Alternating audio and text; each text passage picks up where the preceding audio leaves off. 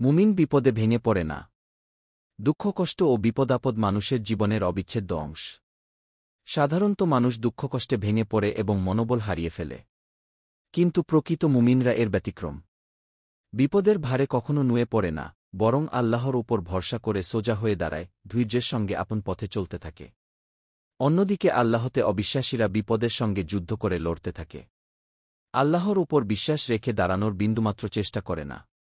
একসময় তারা সমূলে ধ্বংস হয়ে যায়। আমাদের প্রিয় নবী সাল্লাল্লাহু আলাইহি ওয়াসাল্লাম মুমিন ও কাফিরের বিপদাপদ ও দুঃখের মুহূর্তগুলোকে একটি চমৎকার উপমায় উপস্থাপন করেছেন। সহিহ বুখারীর বর্ণনায় সাহাবী কাব রাদিয়াল্লাহু আনহু থেকে বর্ণিত, নবী সাল্লাল্লাহু আলাইহি ওয়াসাল্লাম বলেছেন, মুমিন ব্যক্তির উদাহরণ হল শস্যক্ষেতের নরম চারাগাছের মতো, যাকে বাতাস একবার কাত করে ফেলে, আরেকবার সোজা করে দেয়। আর মুনাফিকের দৃষ্টান্ত ভূমির ওপর শক্তভাবে স্থাপিত বৃক্ষ, যাকে কিছুতেই নোয়ানো যায় না। শেষে এক ঝটকায় মূলসহ তা উপরে যায়। বুখারী ৫৬৪৩।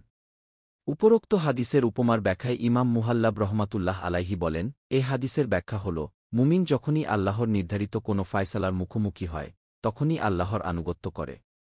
অনুকূল পরিস্থিতিতে খুশি হয় এবং আল্লাহর শুকরিয়া আদায় করে। আর প্রতিকূল মুহূর্তে ধৈর্যধারণ করে এবং এক্ষেত্রেও সওয়াব ও কল্যাণের আশা রাখে।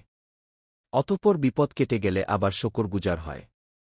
অন্যদিকে কাফিরের ক্ষেত্রে আল্লাহ তাআলার কোনো আগ্রহ নেই, বরং তার দুনিয়ার পথচলা সহজ করে দেন, যাতে চিরস্থায়ী জীবনের সফর কঠিন হয়।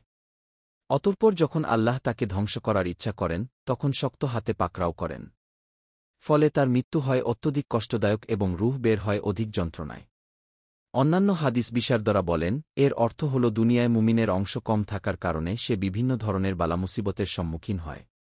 সে হল ওই শস্যক্ষেত্রের ওই চারাগাছের ন্যায় যে সামান্য স্পর্শেই নড়ে ওঠে, তবে কাফিরের অবস্থা এর বিপরীত। ফাতহুল বারী ১০১২২। আল্লামা তিবি রহমাতুল্লাহ আলাইহি বলেন, ওই হাদিসের উপমা দ্বারা উদ্দেশ্য হল মুমিনের বৈশিষ্ট্য বর্ণনা করা। কারণ মুমিনের বৈশিষ্ট্য হল সে দুনিয়ায় অভাবন্টনে থাকবে। তার আশা-আকাঙ্ক্ষা সহজে পূর্ণ হবে না। সর্বদা নিজেকে সবরের জন্য প্রস্তুত রাখবে।